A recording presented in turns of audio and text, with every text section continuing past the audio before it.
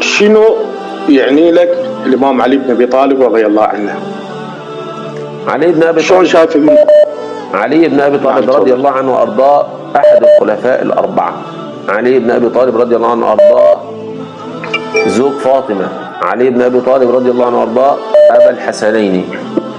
علي بن أبي طالب له من العلم وله من الفضل من نقول عليه رضي الله عنه وأرضاه. علي بن أبي طالب نعتقد أنه في الجنة كما أن الحسنان في الجنة كما أن فاطمة في الجنة. علي بن أبي طالب رضي الله عنه وأرضاه محبته من الإيمان. رضي الله عن علي بن أبي طالب ورضي الله عن فاطمة ورضي الله عن الحسن ورضي الله عن الحسين ورضي الله عن آل بيت النبي صلى الله عليه وسلم جميعا. اللي بيقول لك إن إحنا بنكره آل بيت النبي صلى الله عليه وسلم فهو كذاب أشر، ولعنة الله علي أنا وليد إسماعيل لو بكره أحد من آل بيت النبي صلى الله عليه وسلم أو حتى بتكلم وراء الكاميرا بكلمة سلبية على آل بيت النبي صلى الله عليه وسلم. زين، وقتل الإمام الحسين يعني من قتل الحسين رضي الله عنه وأرضاه كما قال الإمام ابن تيمية. بص ابن تيمية بيقول إيه؟ ابن تيمية اللي بيعموا عليكم ماذا قال في قاتل الحسين؟ قال لعن الله من قتل الحسين ومن أعان على قتله ومن رضي بقتله. ونحن أهل السنة والجماعة نؤيد قول الإمام ابن تيمية ونقول لعنة الله على من قتل الحسين ومن أعان على قتله ومن رضي بقتله. زين شيخ،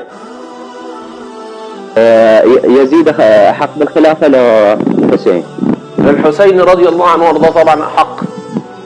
احنا يعني هي ما فيهاش جدال على فكرة، احنا ما عندناش جدال، ولكن خلاص يزيد أخذ الخلافة فخلاص المفروض ان الحسين رضي الله عنه وارضاه المفروض ان هو يكون ليه امكانيات ان هو يطلع يحارب مثلا يزيد، ولكن اهل العلم ما قالوا هذا الكلام. اسمعني بس ليه؟ لانه سيحدث فتن ويحدث مجازر بين المسلمين، لذلك نهى علماء المسلمين عن تلك الافعال.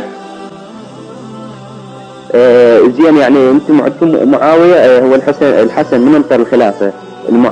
الحسن رضي الله عنه وارضاه تنازل لمعاوية، فلو كان اسمعني بس الحسن رضي الله عنه وارضاه تنازل لمعاوية بإرادة الحسن وليس غصبا عن الحسن، تمام؟ فلو كان معاوية فاجرا، لو كان معاوية فيه وفيه وفيه، فلماذا تركه الحسين وذهب إلى يزيد؟ لا أنا وياك، الحسن الخلافة المعاوية لأن يصلح بين المسلمين. وياك عشان إيه؟ يصلح بين المسلمين. ماشي، أصلح بين المسلمين، يعني فعله صواب ولا فعله خطأ؟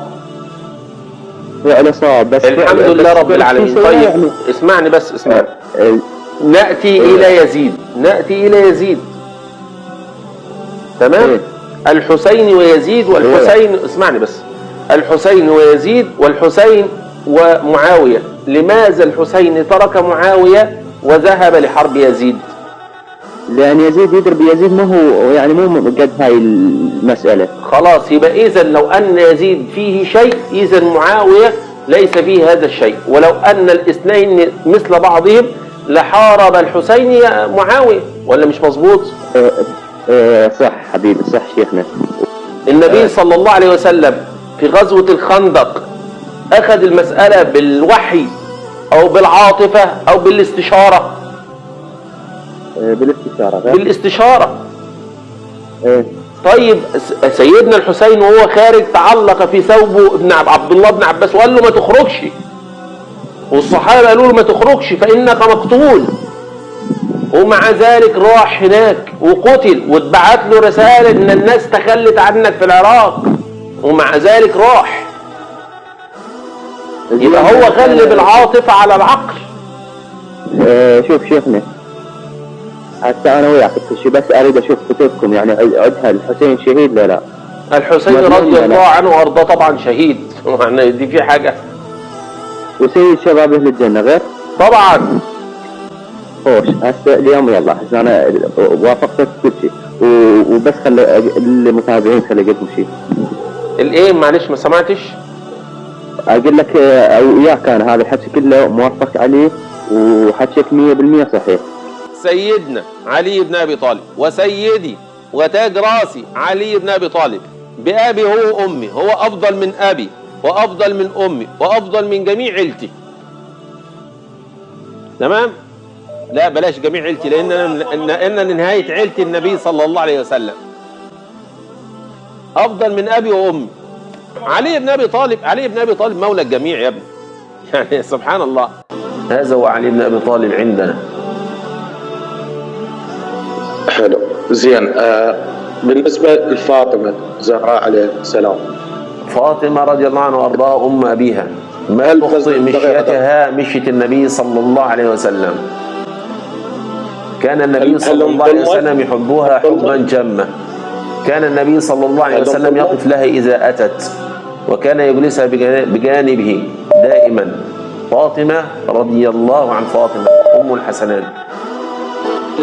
الذي يبغض الإمام الحسين رضي الله عنه وارضاه ده اسمه ناصبي، ناصب العدالة آل بيت النبي صلى الله عليه وسلم. الذي يبغض الحسين رضي الله عنه وارضاه بأبي هو وأمي ده اسمه ناصبي. يا الناصبي الايه؟ من هو الناصبي؟ الناصبي هو من يبغض الإمام الحسين رضي الله عنه وارضاه. بارك الله بك، الله يحفظك إن شاء الله. اللهم. رضي الله عن علي بن أبي طالب، ورضي الله عن الحسن، ورضي الله عن الحسين، ورضي الله عن فاطمة، ورضي الله عن باقر، ورضي الله عن الكاظم. ترك للتشيع ما كان حضرتك ولا كان حضرة باقي الشيوخ السنة، لأن لقيت نفس التقديس الزايد عن لزوم الآل البيت موجودة عندكم. تهم يعني مثلا فاطمة سيدة نساء العالمين، الحسن والحسين سيدا شباب أهل الجنة. يعني كأنما أنه هذا الدين هو دين فاطمة وأولادها. يعني أنسى ترك التشيع لما عرفت أنه دين الله مو دين فاطمة وأولاد فاطمة. يعني أنا مستغربة من أنه حتى أنتم كشيوخ السنة تعطون الفاطمة أهمية أكثر من اللازم، وهي أصلا ما لها أي إنجاز للإسلام أو للأمة الإسلامية أو حتى للعالم.